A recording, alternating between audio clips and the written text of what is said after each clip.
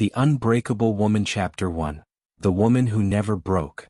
Diva wiped down the counter of her small neighborhood diner for the 100th time that day. At 45, her hands were weathered but steady, her dark eyes sharp despite the exhaustion that had become her constant companion. The Santos Family Diner sign outside flickered. Another repair she couldn't afford, but inside, everything was spotless. "Mom, the dishwasher's acting up again," her daughter Elena called from the kitchen. At 23, Elena had her mother's determination but not yet her unshakable calm. "I'll look at it after closing," Diva replied, already mentally calculating which YouTube tutorial she'd need to watch. There wasn't money for a repairman. There was never money for anything extra. But Diva had never let a problem keep her down. Not when her husband Carlos died in a construction accident 7 years ago, leaving her with 3 kids and a mountain of debt. Not when the bank threatened foreclosure on their house. Not when her youngest, 12-year-old Miguel, was diagnosed with type 1 diabetes and the medical bills started piling up alongside everything else. She'd opened this diner with Carlos's life insurance money and her own 2 hands. Every morning at 5 a.m. she was here. Every night at 10 p.m. she locked up. In between, she served eggs and coffee and hamburgers with a smile that never wavered, even when her feet screamed and her back ached. "There's a man at table 7 asking for you," said her son Danny, 17 and working the afternoon shift before his evening classes. "Says he's from some company." Maria's smile tightened. "Creditors. Always creditors." She smoothed her apron and walked over. The man was in his 60s, silver-haired and expensively dressed. He stood when she approached, which surprised her. Creditors usually didn't have manners. "Mrs. Santos? I'm Richard Whitmore. I wonder if you have a moment to talk privately. Anything you need to say you can say here, Mr. Whitmore." Maria's voice was polite but firm. She'd learned not to be intimidated by suits. He glanced around the modest diner, then back at her with an odd expression. "Very well. I'm an attorney, Mrs. Santos. I've been looking for you for quite some time." Her heart sank. Legal trouble. That was new.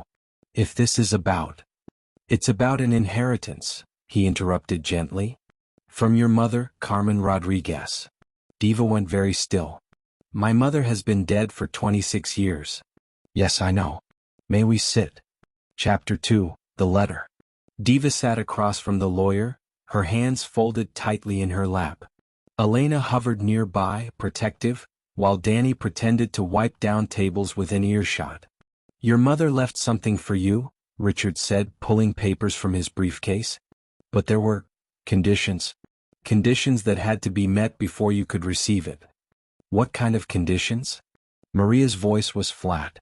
Her mother had abandoned her when she was 19, disappearing without explanation, leaving Diva to raise her younger siblings alone. She'd only learned of Carmen's death years later, third hand. She required that you demonstrate financial independence and personal strength without her help. That you build a life through your own merit. That you never give up no matter what challenges you faced. Richard's eyes were kind. She wanted to ensure you became who she knew you could be. "That's ridiculous. She left me with nothing." "Actually, Mrs. Santos, she left you with everything."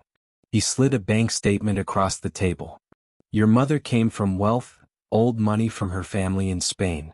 She left home young, had you, and when personal circumstances became complicated, she made a choice. She set up a trust, with specific instructions to her attorney, my father, to monitor your life from a distance. If you thrived on your own for 25 years, demonstrated resilience and character, the trust would be released to you." Diva stared at the number on the paper. Then she read it again. 7 digits. Her hands started shaking. This can't be real." "It's very real. There's also a letter." He handed her an envelope yellowed with age. "She wrote this before she died. My father held it and now I'm delivering it as promised." With trembling fingers, Diva opened the envelope. "My dearest Maria, if you're reading this, it means you've done it. You've become the woman I always knew you would be, strong, capable, unbreakable. I'm so sorry for leaving you, my darling girl. I was sick, though I didn't know it then. My mind was playing tricks on me and I was terrified I would hurt you.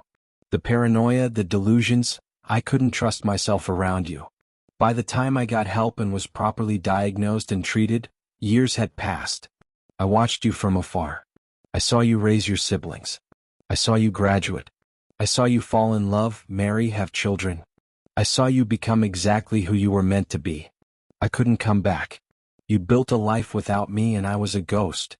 But I could do this one thing. Make sure that when you'd proven to yourself, because you would prove it, what you were capable of, you'd have the freedom to rest, to breathe, to give your children what you never had.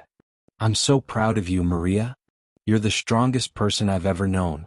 All my love, Mama. Tears streamed down Maria's face. Elena was crying too, reading over her mother's shoulder. Danny had abandoned his pretense and stood frozen, his eyes wide. ACT 2, The Twist Chapter 3, The Condition. There's one more thing, Richard said quietly, letting Diva compose herself. One final condition. Diva looked up, wiping her eyes. Of course there was. There was always one more thing. Your mother specified that you must do something with this money within 30 days that honors your family and community. If you simply accept it for personal use, it will be donated to charity instead. She wanted to ensure the money was used to uplift others the way you've uplifted yourself. Diva sat back, her mind reeling. After a long moment she laughed, a real laugh that came from deep in her belly. Of course she would do that. Does that upset you? No. Diva looked around her diner, at her daughter, her son, at the customers who were her neighbors and friends. No, Mr. Whitmore. It doesn't upset me at all. Because I know exactly what to do. Chapter 4, The Plan. That night, after closing, Diva gathered her children around one of the diner tables. Miguel was there too, his insulin pump visible on his belt, his eyes curious. Okay, so we're rich now? Miguel asked. We're comfortable, Diva corrected. If I play this right. And I need your help. She spread out papers across the table, ideas she'd been sketching all evening, numbers she'd been calculating in her head while serving the dinner rush. The Santos Community Center, she announced. A place for families like ours. After-school programs for kids. Job training for adults. A commercial kitchen where people can learn culinary skills and start their own food businesses. Free health clinics twice a month. Mom, that's going to cost almost everything, Elena said, scanning the rough budget. Not everything. Enough to keep us secure, pay off the house, set aside for Miguel's medical needs and your educations. But the bulk of it, yes. The bulk goes to this. Why? Danny asked, not challenging but genuinely curious. You've worked so hard. You could rest now. Travel. Live easy. Diva smiled. Because your abuela was right. This money isn't just for us. And honestly, this diner has been too small for what I've wanted to do for a long time. You want to expand? Elena's eyes lit up. I want to transform. The diner becomes the anchor of the center. We still serve food, but we also teach others to cook. We hire people who can't get jobs elsewhere. We become a place where people come not just to eat, but to build lives. Miguel grinned. That's actually really cool, Mom. It's a lot of work, Diva warned. All three of her children looked at her and laughed. Mom, Danny said, have you met you? Chapter 5, The Opposition. But not everyone was thrilled with Maria's plan.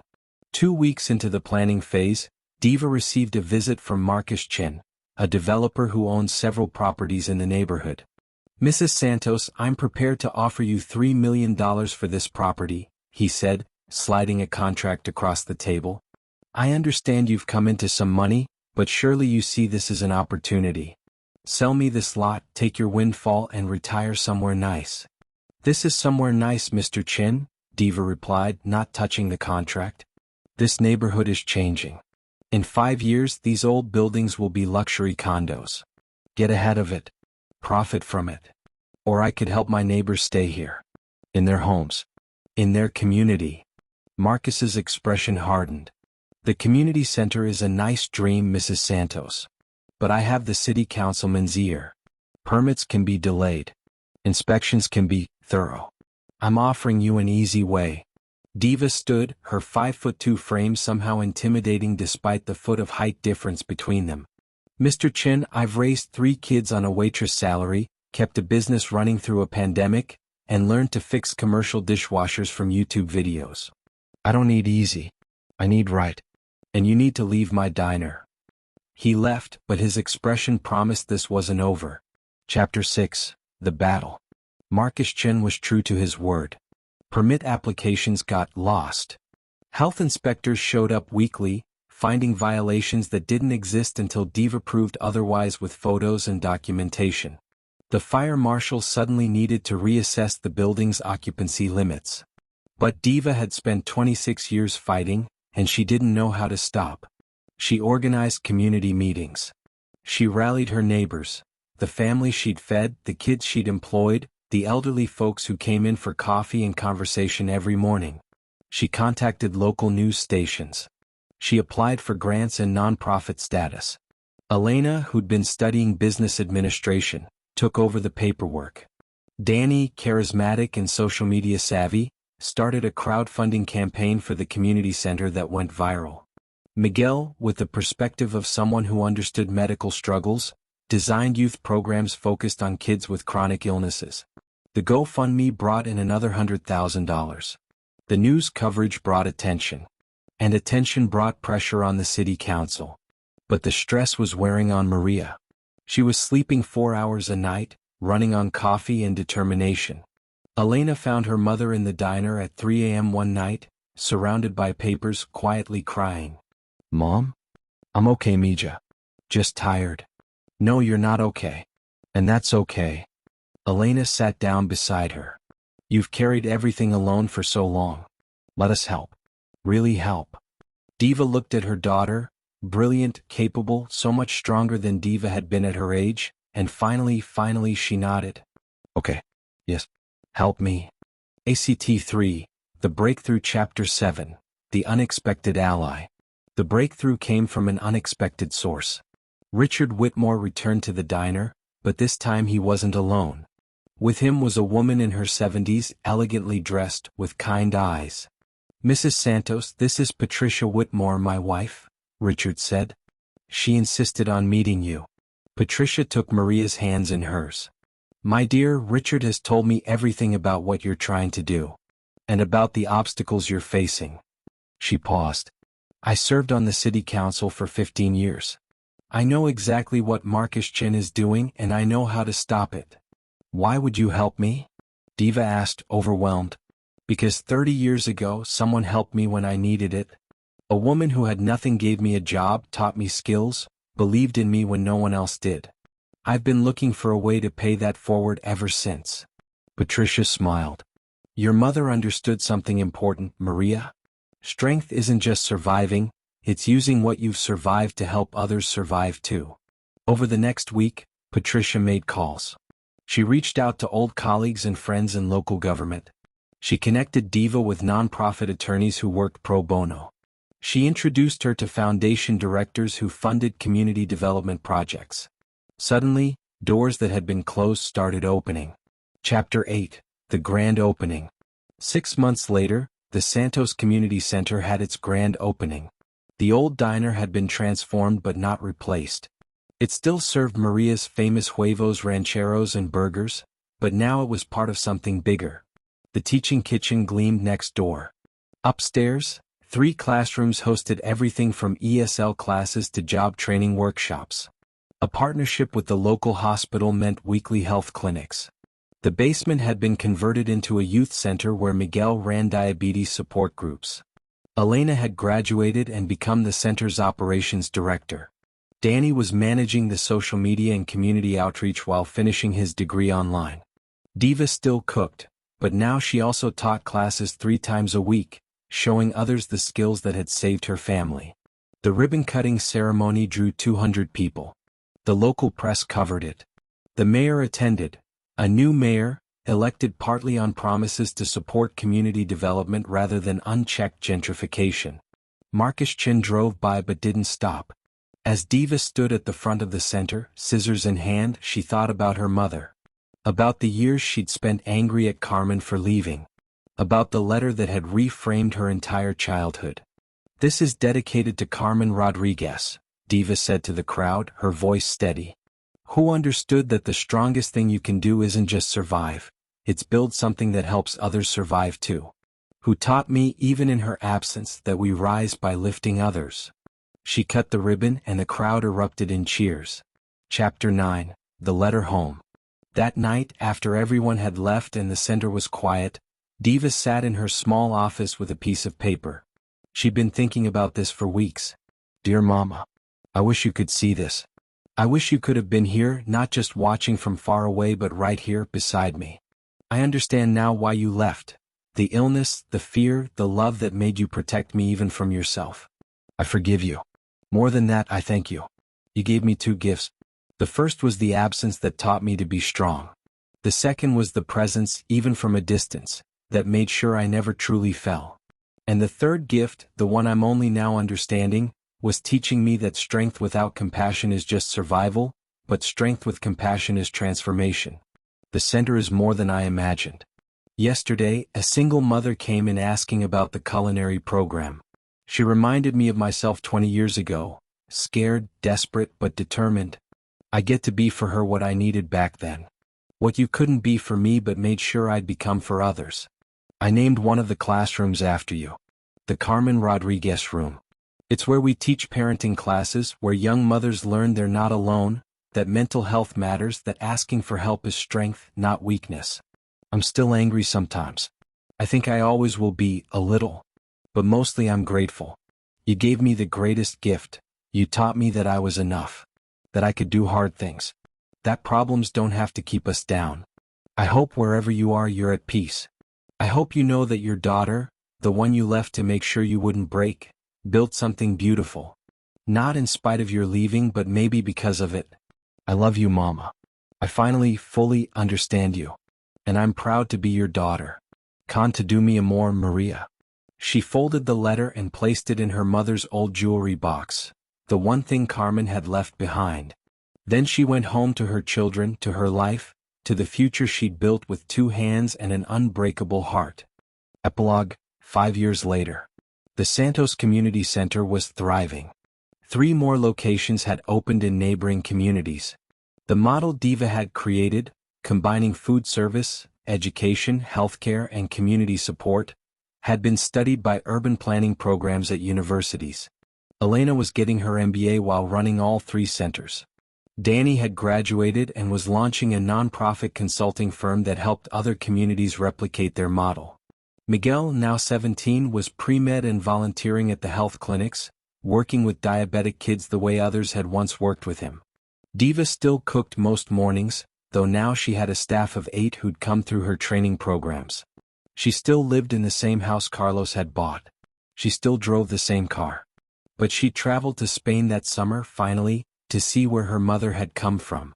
She'd met distant cousins who remembered Carmen as a girl, brilliant, troubled, loving.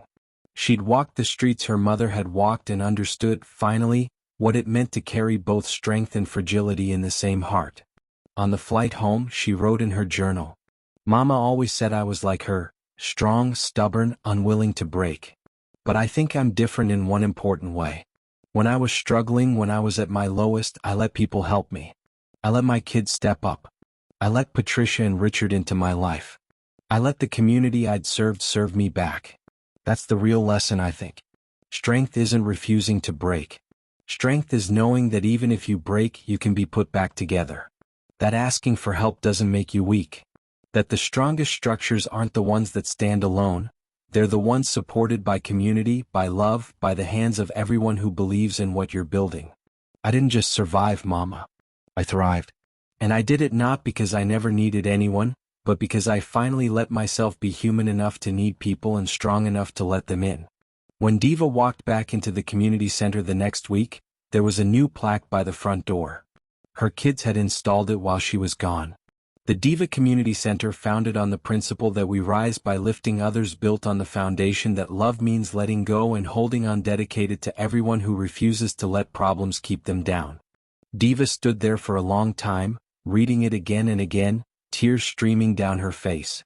"Do you like it?" Miguel asked nervously, appearing beside her. She pulled him into a hug, then Elena and Danny as they emerged from inside. I love it, she whispered. I love all of you. I love this life. I love that your abuela saw something in me I couldn't see in myself. What did she see? Elena asked. Diva smiled. That strong women don't just survive their problems. They transform them into solutions. They turn pain into purpose. They build bridges for others from the stones that were thrown at them. She looked up at the sign at the center that bore her name, at the life she'd built from loss and determination and love. Come on, she said to her children. We've got work to do. And together, the unbreakable woman and the family she'd raised walked inside to greet another day, another challenge, another opportunity to prove that no problem would ever keep the Santos family down. The end.